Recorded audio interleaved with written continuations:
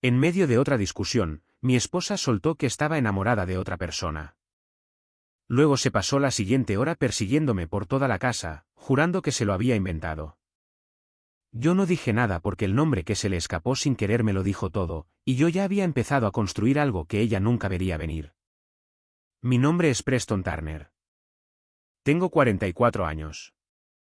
Trabajo como especialista en mantenimiento de calderas industriales para un contratista regional de servicios públicos de Columbus, Ohio. No es un trabajo glamuroso. Llegas antes del amanecer. Solucionas problemas en equipos que podrían arrancarte una mano si los miras mal, y arreglas cosas con las que otras personas no quieren lidiar. Yo era bueno en eso. Todavía lo soy.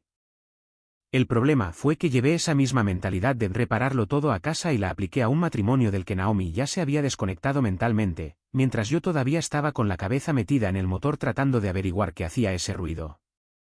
Llevamos casados 11 años. Sin hijos. Eso solía molestarme más de lo que me molestaba al final. Mirando hacia atrás, quizás fue una bendición. Fue un martes a finales de octubre cuando todo detonó. Lo recuerdo porque acababa de salir de un doble turno en la planta de Harrow y mis botas todavía estaban embarradas cuando entré por la puerta principal. Naomi estaba en la cocina, con los brazos cruzados y la mandíbula apretada. Tenía esa mirada, la mirada de resorte comprimido que significaba que había estado ensayando algo todo el día. Empezó por los platos, de todas las cosas ridículas. Dijo que nunca colaboraba lo suficiente en la casa, que estaba cansada de ser invisible, que trataba el apartamento como un hotel. Me quedé allí, con la chaqueta a medio quitar, demasiado cansado para discutir y demasiado terco para disculparme por algo que no había hecho.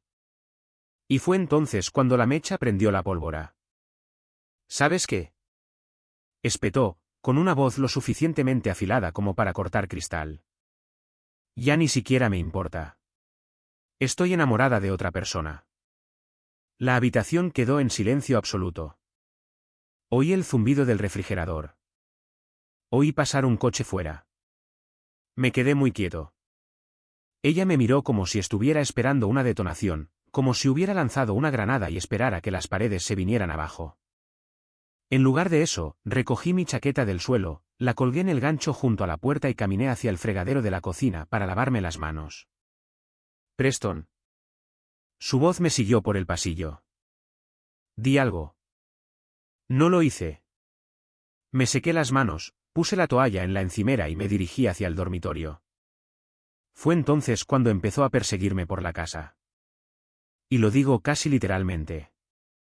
Me siguió desde la cocina hasta el pasillo y hasta el umbral del dormitorio. Su voz subiendo de tono con cada paso. No lo decía en serio. No era verdad. Solo estaba enfadada. Preston, deja de alejarte de mí. Me di la vuelta lentamente, la miré de pie en el umbral, con el pecho agitado, los ojos desorbitados, retractándose de palabras que había elegido con total convicción 2 minutos antes. Dijiste lo que dijiste, le dije, manteniendo la voz serena. Solo era una discusión, insistió ella, levantando las manos. La gente dice cosas que no siente cuando está enfadada. Tú lo sabes. Ah, sí. Respondí. Porque esa te salió bastante limpia. ¿Sin titubeos? Su boca se abrió y se cerró. Cambió de táctica, suavizando la voz, extendiendo las manos. Me lo inventé para conseguir una reacción. Eso es todo. Solo necesitaba que sintieras algo. La miré durante un largo momento. Luego asentí una vez, no en señal de acuerdo, solo de acuse de recibo, y cerré la puerta del dormitorio entre nosotros. Llamó 2 veces. No respondí. Esa noche, me quedé tumbado sobre las sábanas, mirando al techo con las botas aún puestas, pensando en la palabra alguien. No nadie, no nada, alguien. No sueltas una palabra tan específica por accidente. No echas mano de esa arma en particular a menos que la hayas estado llevando contigo durante un tiempo, manteniéndola afilada, esperando la pelea adecuada. No dormí, pero tampoco estaba destrozado. Estaba calculando. Para cuando salió el sol y oí a Naomi moverse en la cocina, haciendo café, fingiendo que la noche anterior había sido un evento meteorológico que ya había pasado. Yo ya había empezado a hacer inventario. 11 años, una hipoteca, 2 coches, una cuenta conjunta y una frase, de 6 palabras, que ella quería retirar como si fuera una multa de aparcamiento. Me duché, me vestí y salí para encontrar un plato de huevos en la mesa y una sonrisa en su cara que no le llegaba a los ojos. Pensé que podríamos hablar, ofreció. Claro, dije, sentándome. Pasa la sal. Parpadeó, se sentó lentamente frente a mí. Me observó comer como si estuviera tratando de averiguar en qué clase de animal me había convertido durante la noche. La verdad era que no me había convertido en nada. Simplemente, por fin había despertado. Los siguientes 3 días transcurrieron según la rutina. Me levantaba a las 5, hacía café, iba a trabajar, volvía a casa, comía, me iba a la cama en la habitación de invitados. Naomi intentó 2 veces reiniciar la conversación. Ambas veces le di lo mismo. Educación medida. Nada. No el tratamiento de silencio, solo una puerta de la que no podía encontrar el pomo. Eso no le gustó. Naomi estaba hecha para la reacción. Necesitaba el tira y afloja, la discusión que daba vueltas y finalmente aterrizaba en un lugar que ella podía manejar. Mi quietud la desconcertó. La observé recalibrar en tiempo real, pasando de la culpa a la irritación y a algo que se parecía casi al pánico. No intentaba castigarla. Estaba escuchando, solo que no a ella. El viernes por la noche, invitó a su amiga Diane. Se tomaron una botella de vino en la cocina mientras yo veía un partido en la otra habitación con el volumen lo suficientemente bajo como para oír la conversación filtrarse a través de la pared. No estaba escuchando a escondidas a propósito, pero dejé de fingir que no lo hacía cuando oí la voz de Diane bajar a ese cuidadoso registro suavizado por el vino que la gente usa cuando está a punto de decir algo que probablemente no debería. Todavía no le has dicho que era Troy. No me moví. No respiré. Naomi dijo algo bajo y rápido que no pude entender. La respuesta de Diane llegó más clara. Solo digo que si se entera primero por otra persona, no va a... La voz de Naomi, afilada y final. Déjalo. Dejé mi bebida en la mesa de centro lentamente. De la forma en que dejas algo cuando no confías en tus propias manos. Troy. Mi primo tercero, Troy, que se había sentado en la mesa de mi cocina 2 acciones de gracias antes, me había estrechado la mano y me había dicho que tenía un sitio genial. Que me había pedido prestados 6.000 pesos 4 años atrás para la reparación de un coche y me los había devuelto a plazos como si fuera un préstamo formal porque decía que eso es lo que hacían los hombres. A quien defendí ante mi madre cuando dijo que era demasiado encantador para su propio bien. Asimilé ese nombre de la misma forma que asimilas un diagnóstico. En silencio, quieto, dejando que se asentara en el compartimento correcto. Después de que Diane se fue, Naomi entró en la sala de estar, con un aspecto relajado y cuidadoso al mismo tiempo. La forma en que se ve la gente cuando ha bebido el vino justo para pensar que tienen más control del que realmente tienen. «Buena noche», preguntó, buscando el mando a distancia. «Bien», dije. Se sentó en el otro extremo del sofá, se echó una manta sobre las piernas. Vimos 10 minutos de algo que ninguno de los dos estaba viendo. Entonces dije, casualmente, sin apartar la vista de la pantalla. ¿Cómo está Troy últimamente? El silencio que siguió fue su propia clase de respuesta. La sentí tensarse a casi 2 metros de distancia. Bien, dijo finalmente. Creo. No he hablado con él. Asentí como si esa fuera una respuesta perfectamente satisfactoria. No dijo nada más. Yo tampoco, pero archivé cada detalle. La pausa de medio segundo, la mirada desviada, la forma en que su mano dejó de moverse bajo la manta. La evidencia no siempre viene en documentos. A veces viene en el espacio entre una palabra y la siguiente. Esperé hasta que se fue a la cama. Luego me senté en la mesa de la cocina con un bloc de notas y empecé a escribir lo que sabía con certeza, lo que sospechaba y lo que necesitaba averiguar. No porque sea dramático, sino porque así es como trabajo. No solucionas un sistema averiado basándote en sentimientos. Primero trazas un mapa del problema. Y cuanto más lo trazaba, más feo se volvía el panorama. Empecé a tirar del calendario en mi memoria. Los últimos 12 meses. Lenta, cuidadosamente, como se quita el aislamiento para encontrar el cable dañado debajo. Marzo. Naomi empezó a ir a clases de cerámica los martes por la noche. Nunca me mostró ni una sola pieza. Mayo. Llegó 40 minutos tarde a la barbacoa de mi amigo Curtis. Sonrojada y disculpándose, dijo que había perdido la noción del tiempo haciendo recados. Fin de semana del 4 de julio. Se ofreció voluntaria para recoger a Troy del aeropuerto cuando vino de visita. Dijo que le venía de camino. No lo estaba. Agosto. Cambió la contraseña de su teléfono. Dijo que era una actualización de seguridad. Octubre. La discusión. La frase. Me senté allí, en la cocina silenciosa, contando 12 meses de pequeñas cosas explicables que acababan de dejar de serlo. Un año. Toda su forma dispuesta frente a mí como el plano de algo que nunca acepté construir. Cerré el blog, puse el capuchón al bolígrafo. El matrimonio no había muerto la noche que dijo esas 6 palabras. Llevaba un año muriendo mientras yo estaba en el trabajo manteniendo los sistemas de otras personas en funcionamiento.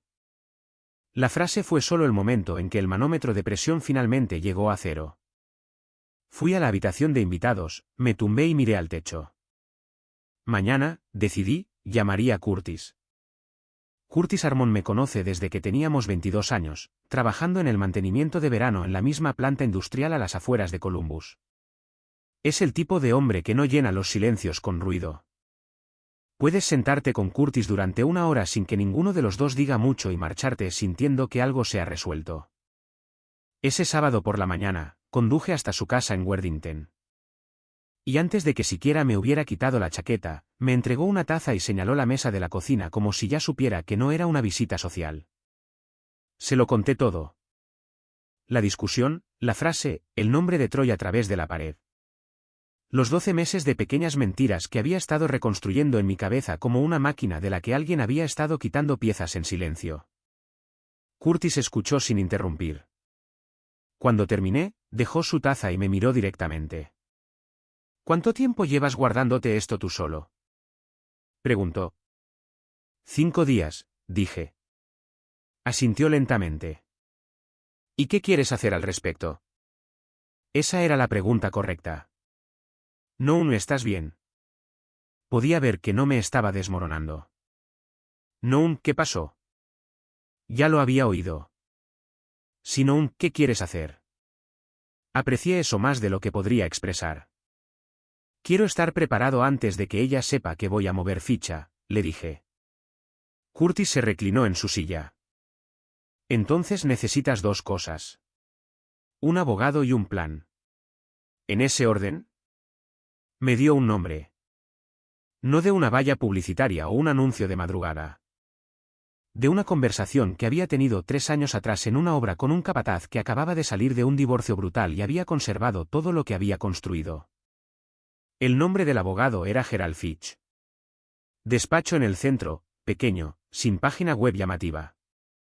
Curtis dijo que el capataz lo describió como el tipo de hombre que ganaba en silencio y por completo. Llamé el lunes por la mañana. Tenía una cita para el miércoles.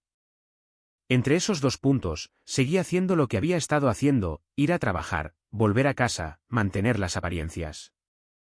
Naomi se había instalado en una calidez cautelosa, del tipo que se sentía actuada. Hizo mis cenas preferidas 2 veces esa semana, rellenó mi café sin que se lo pidiera, se rió con demasiada facilidad de las cosas que yo decía. Estaba tratando de reconstruir algo con pequeños gestos, y yo le dejé creer que estaban funcionando. Mientras tanto, yo estaba haciendo un inventario de otro tipo. El martes por la noche, después de que ella se fue a la cama, revisé el archivador en el segundo dormitorio, el que ella llamaba la oficina pero que usaba principalmente para guardar cosas que nunca habíamos resuelto. Saqué los documentos de la hipoteca, los títulos de ambos coches, los registros de nuestra cuenta conjunta de los últimos 3 años y los extractos del plan de jubilación. Los extendí sobre la mesa de la cocina y fotografié cada página con mi teléfono.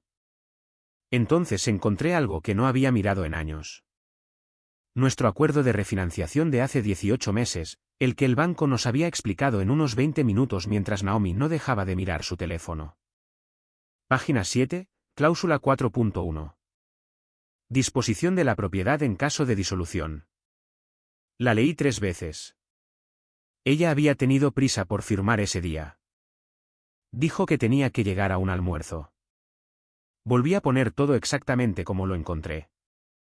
Conduje hasta un FedEx a la mañana siguiente antes de mi turno e imprimí 2 copias de todo. Un juego fue a una carpeta que etiqueté como registros de transferencia de equipo y guardé bajo llave en mi caja de herramientas en el trabajo. El otro fue a un sobreacolchado que envié por correo a Curtis con un mensaje de texto que solo decía, «Guárdame esto». Respondió con una sola palabra, «Hecho». El miércoles por la tarde, entré en el despacho de Gerald Fitch y me senté frente a un hombre de unos 60 años con gafas de montura metálica, un escritorio lleno de carpetas y el aire tranquilo de alguien que había visto todas las versiones de la situación y nunca se había sorprendido por ninguna. Le conté la versión corta. Hizo 4 preguntas específicas, tomó notas en un bloc de notas legal con una letra tan pequeña que no pude leerla desde el otro lado del escritorio, y luego me miró por encima de sus gafas. ¿No la ha confrontado directamente? Confirmó. No, dije. Bien. No lo haga. Todavía no. Golpeó su bolígrafo en el bloc. La gente comete errores cuando se la confronta. Mueven dinero. Borran cosas. Se ponen a la defensiva y empiezan a construir una contranarrativa. Ahora mismo, usted tiene la ventaja de la posición. No la desperdiciemos. Usó una palabra que no había esperado. Arquitecture. Dijo, vamos a construir una estructura, limpia, sólida, capaz de soportar la carga, para que cuando llegue el momento, ella no tenga ninguna pared en la que apoyarse. Conduje a casa esa noche y entré en el camino de entrada para encontrar el coche de Naomi ya allí, las luces encendidas dentro, el olor de algo cocinándose cuando abrí la puerta. Ella levantó la vista de la estufa con una sonrisa que casi le llegaba a los ojos. Buen día. Productivo, dije, colgando mi chaqueta. No tenía ni idea de que acababa de ser superada en una partida que creía que todavía estaba ganando. Fue Curtis quien descubrió lo de Pamela. No a través de ninguna investigación profunda, solo el tipo de pensamiento lateral que desarrollas cuando has pasado 20 años resolviendo problemas mecánicos. Conocía la situación de Troy a través de un conocido mutuo, un tipo llamado Vince que dirigía un almacén de suministros de piezas al sur de Columbus y conocía los asuntos de todo el mundo sin parecer que preguntara nunca. Curtis llamó a Vince un jueves, hizo algunas preguntas cuidadosas y me llamó el viernes por la mañana antes de que me fuera a trabajar. Troy lleva casado 3 años, dijo Curtis. El nombre de su esposa es Pamela, y por lo que me cuenta Vince, no está exactamente a oscuras. Me senté en mi camioneta en el camino de entrada, con el motor al ralentí. Lo sabe. Lo sabe, y se queda, confirmó Curtis. Vince dice que es uno de esos acuerdos en los que ella ha decidido que su situación es preferible a empezar de nuevo. Buena casa, ingresos conjuntos. Mira para otro lado. Pensé en eso por un momento, en Pamela en su bonita casa decidiendo que eso era suficiente. Respeté su derecho a tomar esa decisión. Simplemente no tenía absolutamente ninguna intención de tomar la misma. Quiero hablar con ella, dije. Curtis hizo una pausa. Preston, no para hacer estallar nada. Para hacerle saber lo que su marido ha estado haciendo bajo mi techo. Con mi esposa. Durante un año, mantuve mi voz nivelada. Ella merece conocer el panorama completo, incluso si ya ha decidido qué hacer con él. Curtis lo pensó. Conseguiré tu número. Tardó 2 días. Llamé a Pamela un domingo por la tarde desde mi camioneta aparcada fuera de una ferretería a 3 kilómetros de casa. Respondió al tercer tono. Su voz fue cautelosa desde la primera palabra, la voz de alguien que había aprendido a prepararse antes de responder. Me presenté, dije mi nombre y mi relación con Troy. Hubo un silencio, luego un sonido que no fue exactamente una risa. Me preguntaba si esta llamada llegaría a ocurrir alguna vez, dijo. Entonces sabes por qué llamo, respondí. Lo sé, admitió. En voz baja. Un poco plana. He sabido de esta desde hace unos 8 meses. ¿Esta? Tomé nota de la frase. Decía más de lo que probablemente pretendía. No te estoy pidiendo que hagas nada, le dije. Solo pensé que deberías saber qué ha estado ocurriendo durante un año, no el tiempo que él te haya dicho. ¿Y qué ocurrió en mi casa, en mi mesa? Otro silencio. Cuando volvió a hablar, su voz había cambiado. Algo más tenso debajo, algo que sonaba menos a resignación y más a una puerta contra la que había estado apoyada y que acababa de ser empujada desde el otro lado. Gracias por decírmelo, dijo finalmente. Lo digo en serio. Colgamos. Me senté en el aparcamiento durante unos minutos, luego conduje a casa. No sabía qué haría Pamela con lo que le había dado. Esa no era mi responsabilidad, pero le había dado la verdad completa, y eso me importaba. No era el tipo de hombre que ocultaba información a alguien que tenía derecho a ella, incluso si su marido era el que nos había agraviado a ambos. Lo que no anticipé fue lo rápido que se movería todo. Para el martes, Troy había llamado a Naomi 2 veces. Lo sabía porque había configurado un segundo teléfono, de prepago, registrado a la dirección de mi trabajo, y lo usé para hacer una comprobación básica del registro de llamadas en el wifi de casa. Nada elaborado, solo lo suficiente para ver los números entrantes. El móvil de Troy apareció a las 6:47 de la tarde y de nuevo a las 9:13 de la noche. Ambas llamadas fueron cortas. La segunda duró menos de 1 minuto. Esa noche, Naomi estaba distraída en la cena, empujando la comida en su plato, mirando su teléfono debajo de la mesa como si pensara que no la estaba viendo. Comí mi cena, le pregunté por su semana y escuché sus respuestas con la paciencia concentrada de un hombre que ya sabe más de lo que muestra. Después de la cena, lavé los platos mientras ella se sentaba en el sofá. En un momento dado, dijo sin que nadie le preguntara, ¿has hablado con Troy últimamente? Cerré el grifo y la miré por encima del hombro. No recientemente, dije. ¿Por qué? Se encogió de hombros, con la vista de nuevo en su teléfono. Solo preguntaba. Solo preguntaba. Volví a abrir el grifo y terminé los platos. Detrás de mí, la oí teclear algo rápido y luego dejar el teléfono boca abajo en el cojín. El sonido de alguien conteniendo una situación, tratando de adelantarse a algo que ya la había superado. Pamela se había movido más rápido de lo que esperaba, y ahora todo el tablero estaba cambiando. Bien, pensé. Cambiemos. Lo mantuve todo bajo control durante 3 semanas.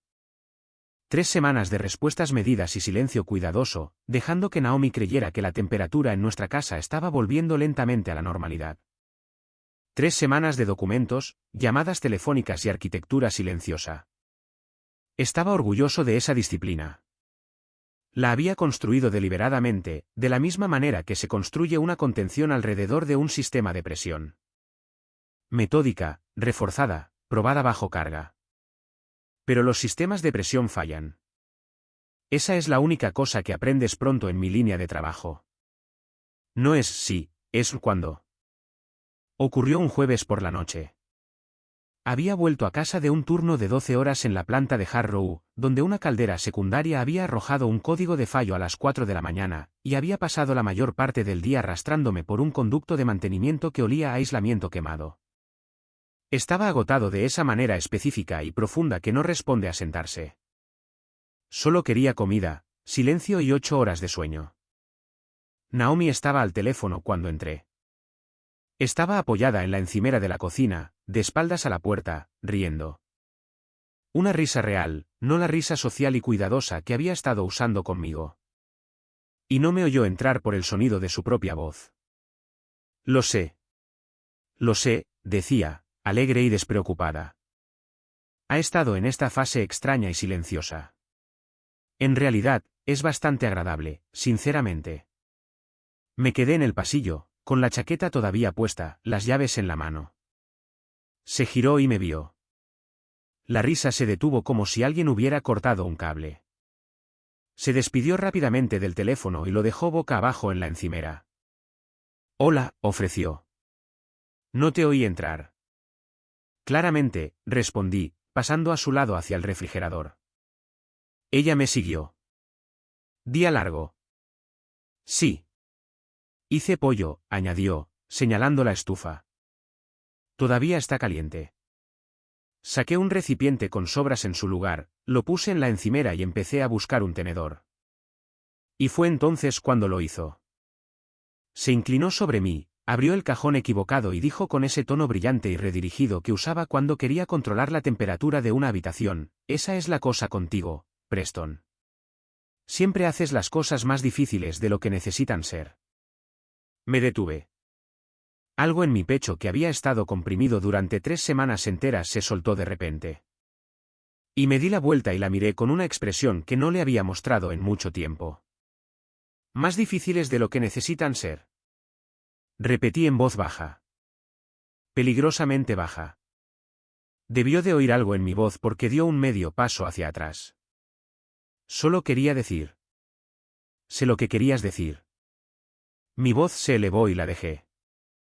Querías decir que si me tragara todo en silencio y volviera a ser el tipo que arregla el armario y finge no darse cuenta, las cosas serían más fáciles. Más fáciles para ti. Preston, cálmate. No voy a calmarme. Dejé el tenedor en la encimera con la fuerza suficiente para que resonara contra el azulejo. Me dijiste que estabas enamorada de otra persona. Dijiste esas palabras en esta cocina, de pie justo donde estás ahora, y 2 minutos después, me estabas persiguiendo por el pasillo, diciéndome que te lo habías inventado. ¿Cuál de las dos es, Naomi? Porque no pueden ser ambas. Te expliqué que. Empezó ella. No explicaste nada. Mi voz llenó la habitación y ella se estremeció. No de miedo, sino por la sorpresa. 3 semanas de calma le habían hecho olvidar cómo era yo cuando dejaba de contenerme. Me entregaste una granada y luego me pediste que actuara como si no estuviera activada.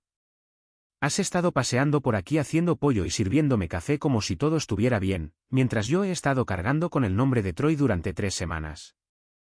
El silencio que cayó después de esa palabra fue absoluto. La cara de Naomi se puso blanca. No pálida, blanca. Su boca se abrió y luego se cerró. Así es, dije, más bajo ahora, con el pecho todavía agitado. Sé el nombre. Sé que no es nada. Y sé que ha estado ocurriendo mucho más tiempo que una sola discusión. Apoyó la espalda contra la encimera como si necesitara algo sólido detrás de ella. ¿Cómo lo? No importa cómo. Cogí el tenedor, lo apunté brevemente en su dirección, no amenazante, solo para puntualizar, y lo volví a dejar. Lo que importa es que me miraste a la cara cada mañana durante 1 año, y sonreíste, y me serviste café, y me dejaste pensar que estábamos bien. Eso no es un error. Eso es una decisión. Sus ojos se estaban llenando, pero yo ya había superado el punto en que eso me conmovía. Me di la vuelta, cogí mi recipiente de sobras y caminé hacia el otro extremo de la cocina. Me temblaban las manos. No de ira, sino por el coste físico de liberar finalmente 3 semanas de compresión. Me quedé de espaldas a ella y me concentré en respirar. Detrás de mí, la oí hacer un sonido bajo y quebrado, como el comienzo de un sollozo que intentaba tragar. Preston, dijo suavemente. Lo siento. No respondí de inmediato. Solo me quedé allí hasta que mi mano se estabilizó. Entonces me di la vuelta y la miré. La miré de verdad, como se mira algo que intentas memorizar antes de que desaparezca. Sé que lo sientes, dije. Pero, lo siento, no reconstruye lo que pasaste 1 año desmontando. Llevé mi comida a la habitación de invitados y cerré la puerta. No la cerré de un portazo. Eso habría significado que todavía necesitaba que ella me oyera. No era así. Había dicho lo que había que decir, y cada palabra había sido sincera. Y ahora que la presión se había liberado, podía pensar con claridad de nuevo. Me senté en el borde de la cama y comí sobras frías en la oscuridad. Mis manos habían dejado de temblar. Mi mente funcionaba limpia, rápida y enfocada, como lo hacía después de un turno duro cuando todo lo que no era esencial se había quemado. Pensé en Gerald Fitch.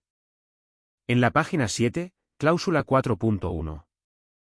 En el sobre que estaba en la habitación de invitados de Curtis. La arquitectura seguía en pie. Solo necesitaba desahogarme un poco antes de la siguiente fase.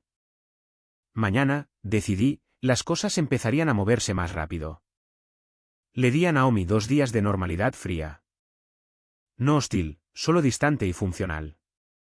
Como dos extraños que comparten una sala de espera. La observé procesar el arrebato de la misma manera que había observado un equipo presurizado liberar presión. Inicialmente caótico, luego asentándose, luego quedándose quieto mientras la nueva realidad se calibraba. Dejó de intentar recuperar la calidez. Empezó a ser cuidadosa en su lugar, midiendo sus palabras antes de usarlas. Bien. Lo cuidadoso era manejable. Lo cuidadoso significaba que estaba empezando a comprender lo que estaba en juego. El sábado por la mañana, fue a casa de su amiga Diane, y yo hice la llamada que había estado planeando desde la noche de la discusión. Tenía el número de sus padres de la lista de contactos familiares en nuestra cuenta compartida de Google, la misma cuenta de la que ya había hecho una copia de seguridad y guardado sin conexión. Su padre, Raymond Stokes, era un oficial de prisiones retirado de Zanesville. De la vieja escuela en el sentido más puro, un hombre que creía que si dabas tu palabra, la cumplías. Y si hacías una promesa, la honrabas, incluso cuando te costaba algo. Lo llamé a las 10 de la mañana. Respondió al segundo tono con su habitual franqueza. Preston, ¿todo bien? No del todo, Raymond, dije. Pensé cuidadosamente en cómo hacerlo. No como un arma, no como una actuación, sino como un hombre honesto hablando con otro. Necesito decirte algo y quiero ser directo contigo porque siempre he respetado cómo operas. Se quedó en silencio de la manera en que los hombres como Raymond se quedan en silencio, completamente atento, sin llenar el espacio.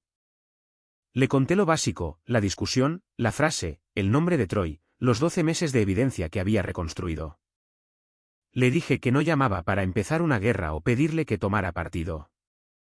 Le dije que llamaba porque merecía saber la verdad sobre lo que estaba sucediendo en el matrimonio de su hija antes de que se convirtiera en un asunto público. Cuando terminé, Raymond guardó silencio durante un largo momento. Troy, dijo finalmente. La palabra salió plana y pesada, como una piedra cayendo en agua quieta. ¿El Troy de tu gente? Sí, señor. Otro silencio, luego, en voz baja. ¿Cuánto tiempo hace que lo sabes? Unas pocas semanas, dije. Pero ha estado ocurriendo durante aproximadamente un año. Le oí exhalar, la respiración lenta y controlada de un hombre que había pasado décadas manteniendo la compostura bajo presión y no iba a dejar de hacerlo ahora. Agradezco que me llames directamente, dijo. Eso requirió algo. Usted la crió, respondí simplemente. Tenía derecho a saber. Hablamos unos minutos más, nada específico, nada que pareciera una estrategia, y luego nos despedimos. La voz de Raymond cuando se despidió era más baja que al principio. Más pesada. Sabía lo que venía. No porque lo hubiera diseñado, sino porque conocía a Raymond Stokes y un hombre como ese no se quedaba de brazos cruzados ante algo así. Naomi me llamó al mediodía.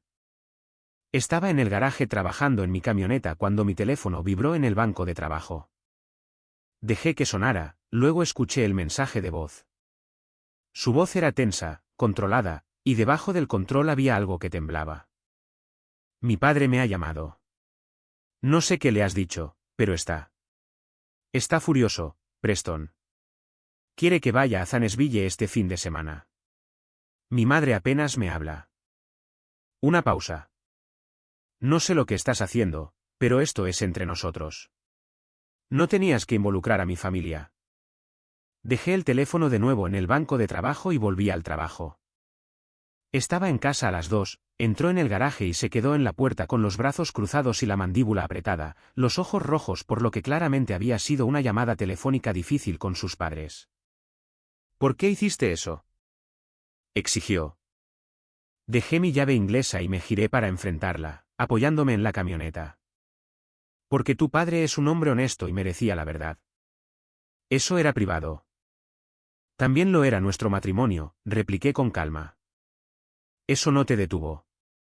Apretó los labios y la observé luchar por encontrar un ángulo que funcionara.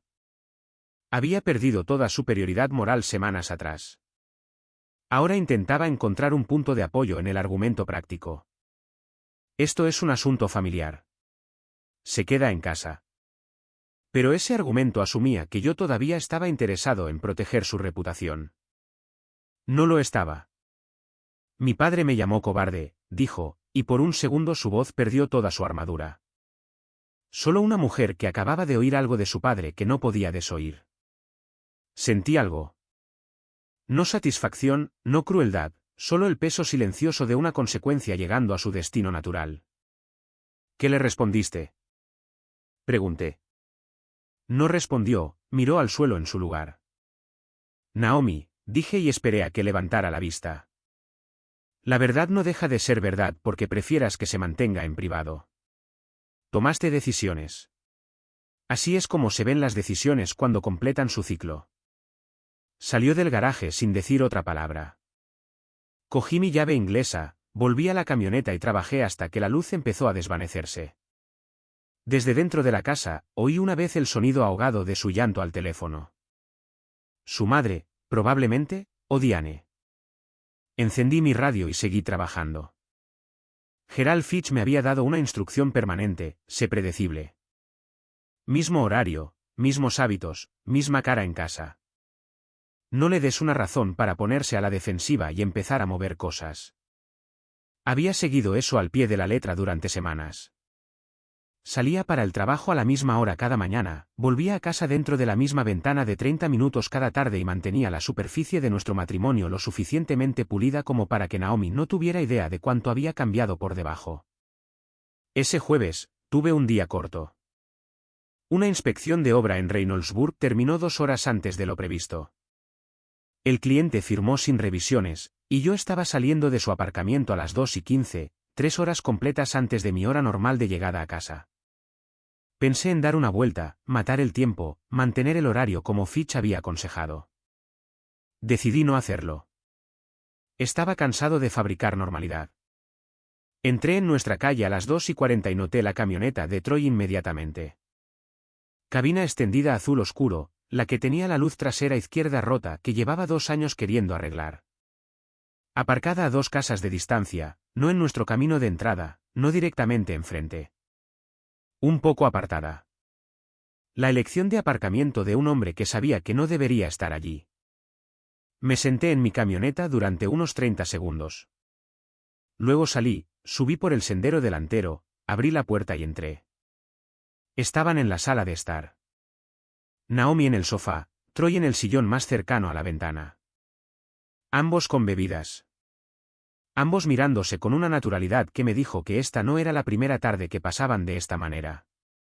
En el momento en que oyeron la puerta, Troy se puso de pie como un hombre que había estado ensayando una salida. La bebida de Naomi golpeó la mesa de centro con fuerza. Troy me miró con la expresión de un hombre cuyo sistema interno completo acababa de entrar en modo de apagado de emergencia, ojos abiertos, cara pálida, hombros echados hacia la pared detrás de él. Entonces Naomi empezó a gritar. No a llorar, no a explicar, a gritar a todo volumen, con las manos en alto, la voz llenando la habitación como si estuviera tratando de ahogar lo que fuera a pasar con puro ruido. ¿Qué haces en casa?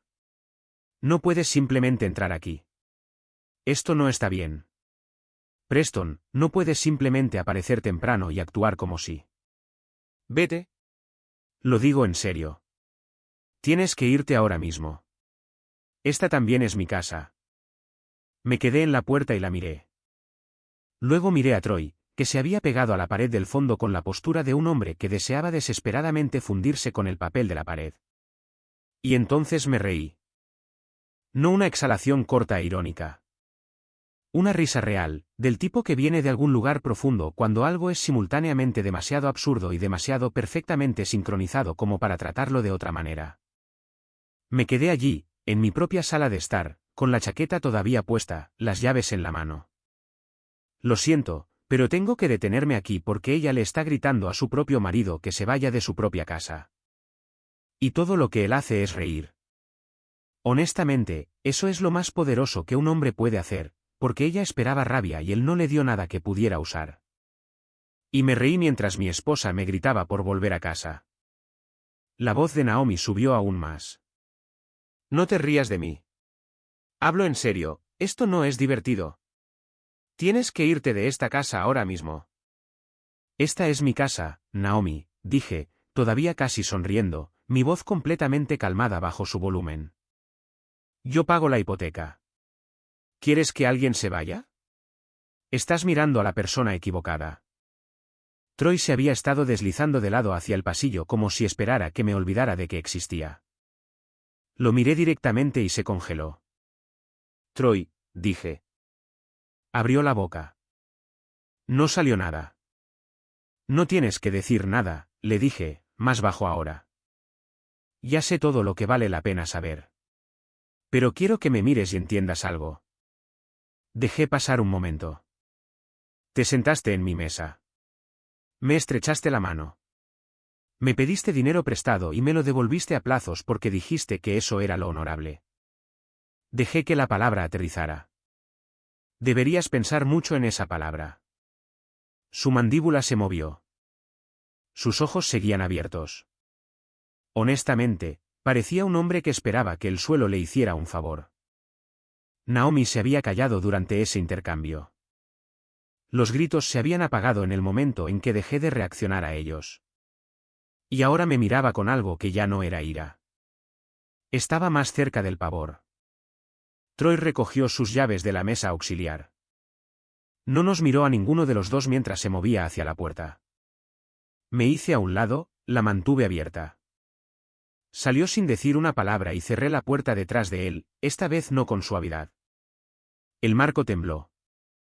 Naomi estaba de pie en la sala de estar, con los brazos alrededor de sí misma. Preston, hablaremos mañana, dije, pasando a su lado hacia el dormitorio. No esta noche. No puedes simplemente. Mañana, Naomi. Cerré la puerta del dormitorio. Esta vez, no la oí seguirme. Me senté en el borde de la cama y miré al suelo durante un largo momento, con las manos en las rodillas. La risa había sido real, pero debajo había habido algo más pesado que no dejé aflorar delante de ella. Esa era la regla. Pasara lo que pasara por dentro, nada útil salía de exhibirlo. Saqué mi teléfono y le envié a Curtis 2 palabras. «Es la hora». Respondió en menos de un minuto. «Fitch mañana», escribí de vuelta. «A primera hora». Luego dejé el teléfono en la mesita de noche y me recosté sobre las sábanas, mirando al techo, escuchando la casa asentarse a mi alrededor. En la sala de estar, después de un largo silencio, oí a Naomi volver a sentarse en el sofá, oí cómo cogía su teléfono, oí cómo empezaba a hablar en una voz baja y urgente que pensaba que yo no podía oír. Se estaba quedando sin pista de aterrizaje y aún no lo sabía. Me reuní con Gerald Fitch el viernes por la mañana. Le expliqué lo que había pasado. Troy en la sala de estar, los gritos, toda la escena. Escuchó sin cambiar su expresión. Cuando terminé, asintió una vez, tomó una nota y me dijo que el tiempo ahora era nuestro amigo. «Está alterada», dijo. «La gente alterada hace movimientos. Asegurémonos de que cada movimiento que haga sea uno que ya hayamos previsto». Finalizamos la siguiente secuencia durante los siguientes 4 días. Fitch manejó la arquitectura legal en silencio y con precisión, como lo describió en nuestra primera reunión. Para el martes, el papeleo estaba en orden. Documentación de transferencia de propiedad basada en la cláusula de refinanciación que ella había firmado sin leer. Solicitudes de separación de cuentas, un inventario de activos limpio y completo. Lo dijo con su calma característica. Solo verá la estructura cuando ya esté soportando todo el peso. El miércoles por la noche, volví a casa del trabajo y Naomi no estaba.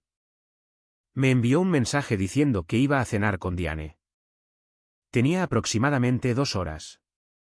Fui directamente al armario del segundo dormitorio, saqué las 4 cajas de almacenamiento que había preparado allí durante la semana anterior y empecé a moverme por la casa. No fui cuidadoso. No estaba doblando cosas ni empaquetándolas ordenadamente. Abrí el armario de Naomi y saqué la ropa abrazadas, perchas y todo, y la metí en las cajas sin separarla.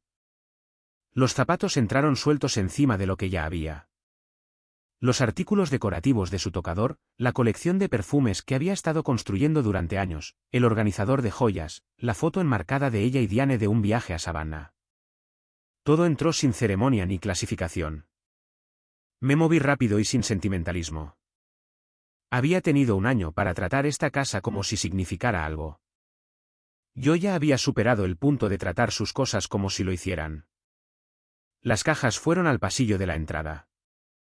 4 de ellas, apiladas demasiado alto.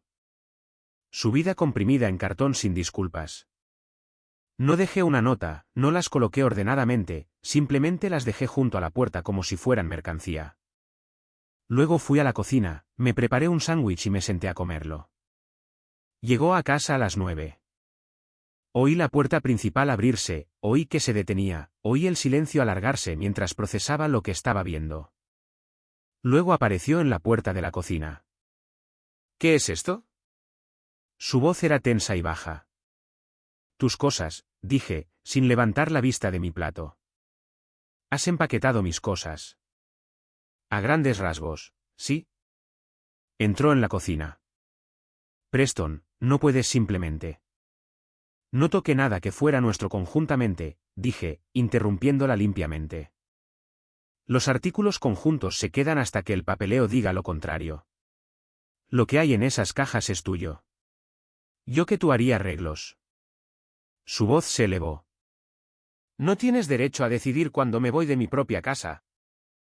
Dejé mi sándwich y la miré fijamente. Naomi, trajiste a otro hombre a esta casa, a nuestra sala de estar, un miércoles por la tarde. Mantuve mi voz serena, cada palabra colocada como una herramienta que se vuelve a poner en un estante. Ya no tienes derecho a decirme lo que decido sobre esta casa. Ese privilegio se fue con Troy. Su boca se tensó. Vinieron las lágrimas. Las de verdad esta vez, pude notarlo. Pero las contuvo con lo que parecía un esfuerzo genuino. No tengo a dónde ir con tan poco tiempo, dijo. Diane tiene una habitación de invitados, respondí. Acabas de estar en su casa.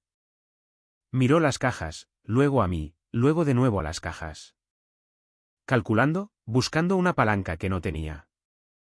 Quiero hablar con alguien, dijo finalmente. Un consejero. Los dos. Deberías hablar con alguien sin duda, le dije, levantándome y llevando mi plato al fregadero. Te animo sinceramente a que lo hagas. Lavé el plato y lo puse en el escurridor. En cuanto a nosotros dos, esa conversación debería pasar por nuestros abogados a estas alturas. Exhaló como si algo se hubiera derrumbado dentro de ella. ¿Ya has hablado con un abogado? Lo he hecho, dije simplemente. Y son muy buenos. Me sequé las manos, pasé a su lado hacia el pasillo, me detuve junto a la pila de cajas, la miré una última vez, a la mujer con la que había pasado 11 años construyendo una vida, que había pasado un año desmantelándola en silencio. No estoy enfadado, le dije. Y lo decía en serio. Pero he terminado. Fui a la habitación de invitados y cerré la puerta. Fuera, después de un largo tiempo, la oí moverse, el sonido de una caja siendo levantada, la puerta principal abriéndose, luego cerrándose, luego abriéndose de nuevo. Estaba haciendo arreglos. Naomi se mudó a la habitación de invitados de Diane 11 días después de que las cajas aparecieran en el pasillo. Se llevó lo que pudo meter en su coche esa primera noche y volvió 2 veces más con el todoterreno de Diane. Cada vez yo estaba en el trabajo o en el garaje, y cada vez ella se movió por la casa rápida y silenciosamente, como alguien que finalmente había aceptado la nueva geografía de las cosas.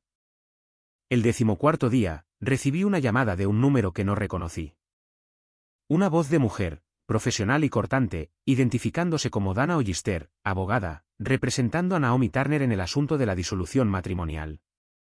Quería programar una reunión inicial a 4 bandas, ambas partes, ambos abogados. En el plazo de una semana. Anoté el nombre, le di las gracias educadamente y llamé a Gerald Fitch antes incluso de salir del aparcamiento. Ella ha movido ficha primero, le dije. Bien, dijo Fitch sin dudar. Significa que está asustada y trabaja desde una posición reactiva. ¿Cómo se llama la abogada? Se lo dije. Hubo una breve pausa. Dana Ollister, repitió. Agresiva, teatral, buena para hacer ruido. Otra pausa. Nunca me ha ganado. Nos reunimos 4 días después en una sala de conferencias en el centro, terreno neutral, un espacio alquilado con una mesa larga y sin ventanas. Naomi se sentó frente a mí por primera vez desde que había terminado de sacar sus cosas, y parecía serena de esa manera cuidadosa y construida de alguien que había pasado la mañana construyendo una armadura. Dana Ollister se sentó a su lado. Una mujer de unos 50 años con ojos agudos y un portafolio de cuero que abrió antes de que nadie más se hubiera acomodado. Ollister abrió con una reclamación de propiedad enmarcada en los 11 años de contribución doméstica de Naomi, seguida de un argumento de pensión conyugal basado en la disparidad de ingresos.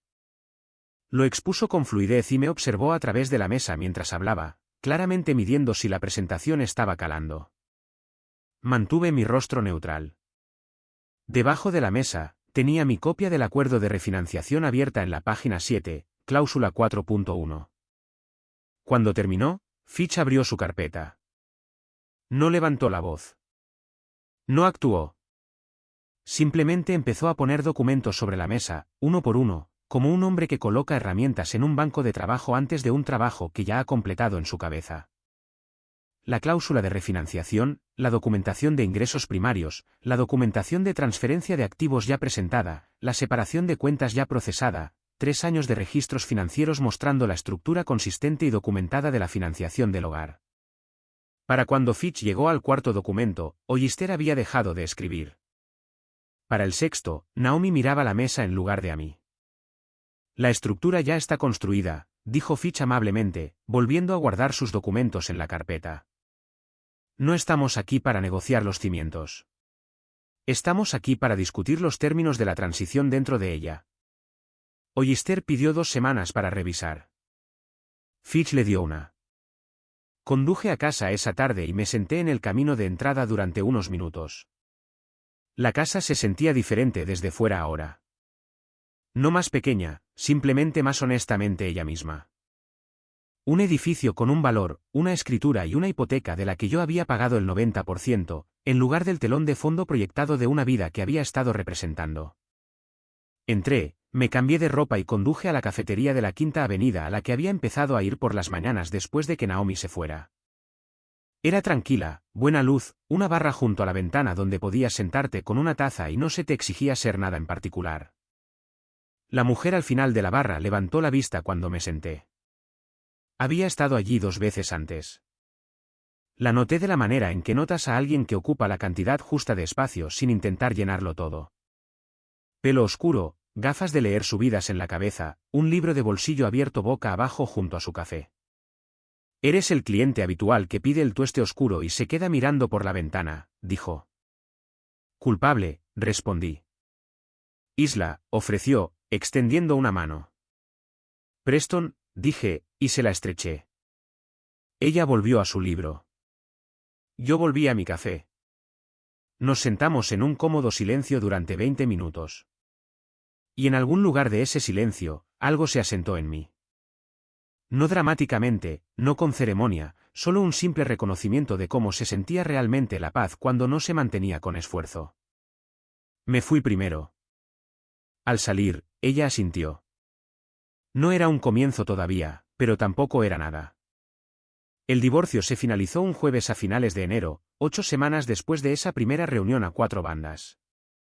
Naomi recibió su coche, sus pertenencias personales y una cifra de acuerdo que Fitch describió como justa, proporcionada y final. La casa se quedó conmigo. La cuenta de jubilación se quedó conmigo. La cuenta conjunta ya se había separado 4 meses antes. Ollister presentó 2 contramociones en el tramo final. Fitch despachó ambas sin drama y me facturó 4 horas. Naomi firmó todo un martes por la tarde. Yo no estaba en la sala. Fitch se encargó y me llamó después con la misma calma que usaba para todo. Está hecho, dijo. ¿Limpio, completo? Gracias, Gerald, le dije. Y lo decía con total sinceridad. Esa noche, Curtis vino con un paquete de 6 cervezas y nos sentamos en el porche trasero, en el frío, y no dijimos mucho.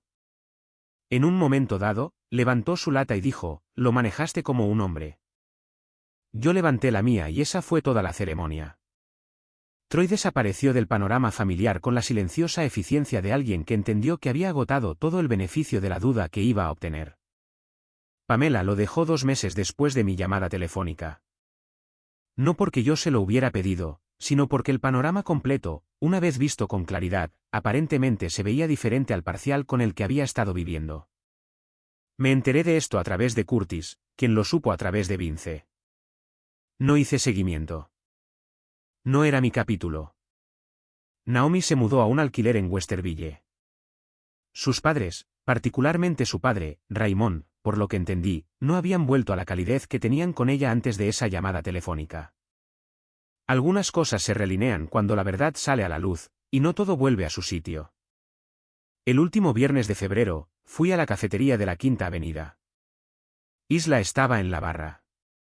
Mismo sitio, mismas gafas en la cabeza, libro diferente. Levantó la vista cuando entré y algo en su expresión dijo que había notado la ausencia de cualquier peso que yo hubiera estado cargando las últimas veces. «Te ves diferente», dijo. «¿Mejor o peor?», pregunté, sentándome. Lo consideró con la seriedad que la pregunta merecía. «Más ligero», decidió. Pedí mi tueste oscuro. Ella cerró su libro. Hablamos durante 1 hora sobre su trabajo como fisioterapeuta, sobre sistemas de calderas y por qué había elegido un oficio en lugar de una oficina, sobre la particular satisfacción de arreglar algo que estaba roto y que aguantara.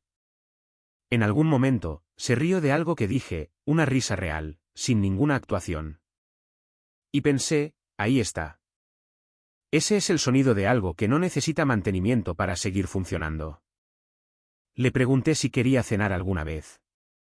Dijo que sí sin deliberarlo. Conduje a casa a través del frío de febrero con la calefacción encendida y la radio baja. Y pensé en 11 años y en lo que habían construido y lo que habían costado, y en lo que significaba salir al otro lado de algo así, todavía en pie, todavía entero, todavía capaz de sentarse frente a alguien nuevo y sentir una curiosidad genuina por lo que vendría después. La casa estaba silenciosa cuando llegué a casa. Solo mía. El tipo de silencio correcto. No la ausencia de algo perdido, sino la presencia de algo ganado. No tenía una palabra para lo que estaba empezando con Isla. Aún no la necesitaba. Solo sabía que, por primera vez en mucho tiempo, estaba caminando hacia algo en lugar de gestionar algo que se desmoronaba.